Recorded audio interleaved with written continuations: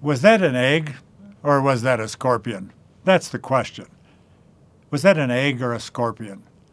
In the video, Is God a Celestial Vending Machine? I said that God's good answers to prayer are actually good, but that sometimes his bread might look like a stone or his fish might look like a snake. And I said that to understand his answers, believers might need a fresh perspective. This video is about that fresh perspective. In the vending machine video, I mentioned a number of conditions we must meet for answered prayer. It might be good for you to watch that video again sometime. The first and obvious condition is that we must become God's child by believing in Jesus Christ. And then in simplest terms, we need to be obedient children, maturing to fit into his will. But sometimes, even when we pray in all the right ways, God's answers are hard to see as good. But when we meet his conditions, God promises to respond in a way that is best for us. And that can be with a yes, a no, or a wait answer. Jesus taught a lot about prayer. Some of it's found in Luke 11 and in Matthew 7. From his words in those chapters, you should start with praying with seriousness and persistence in your asking. Well, if you don't remember what you asked for last week, you probably weren't all that serious about it. So start by asking, by really, really asking. Jesus gave us 3 parts to real asking. Here they are: ask, seek, and knock. Since the first letter of those 3 spells the word ask, seek, knock, A-S-K, that's easy to remember. And all 3 are in the present tense and could accurately be translated as keep on asking, keep on seeking, keep on knocking. That's persistence. Let's start with that first word, ask. The Greek word translated as ask in Matthew 7:7 is not a peer-to-peer ask. It's an ask addressed to a superior. And it's not a casual ask. It's a pleading, craving, beseeching ask.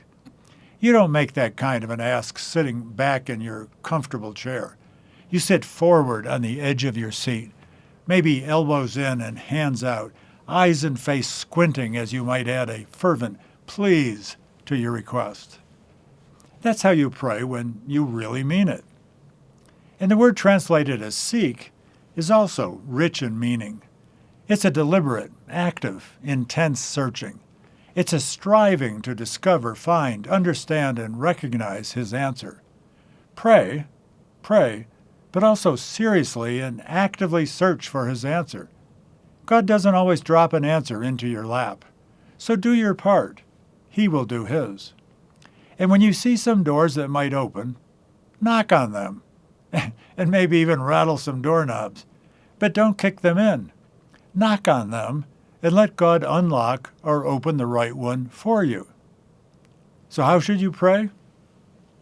You should ask, seek, and knock. Then God will answer. And be ready. His answer might not be what you expect it to be.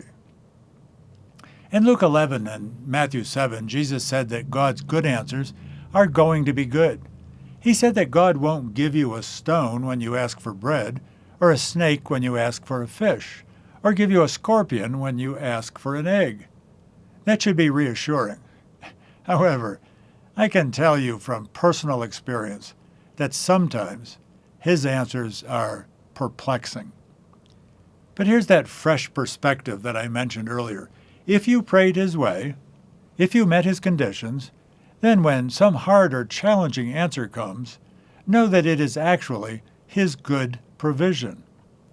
Here's an example from the New Testament.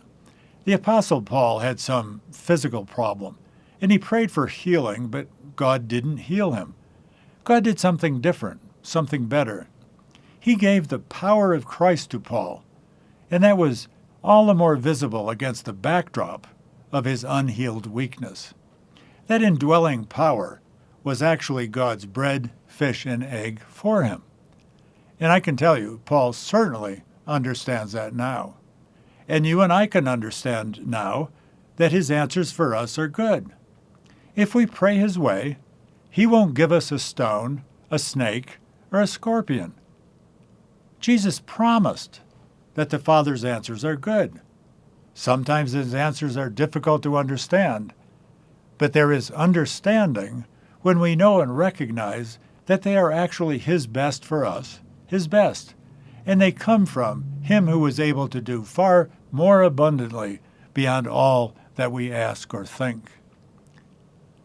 Here's a personal example. Early in our marriage, my parents offered to help us with a down payment on buying a house. They said to just call when we found one. You see, we couldn't buy without their help.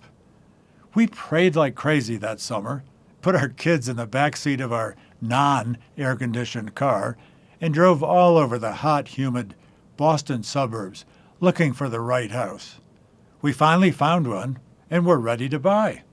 I called my parents all excited to tell them the great news. And my mom said, "Sorry, it's just not a good time." I asked why. She changed the subject. You know what she said? She said, "How are the kids?" I was stunned. It was over. Over. We had prayed the way Jesus said and trusted God for his good answers. We had done our part. Why hadn't God done his? At that moment, his answers sure looked more like a scorpion than an egg. But then, within just a few weeks, it happened. Something we hadn't seen coming. The computer company that I worked for transferred me 100 miles away to Hartford, Connecticut. It was a no-option transfer that I couldn't refuse. If God had given us what I asked for, if God had given us that down payment help through my parents, we would have been in deep financial trouble and never lived in that house. We didn't realize that we had been asking for a scorpion, but God knew. And as a good father, he gave us an egg instead of a scorpion. When you have met his conditions, trust him. Trust him.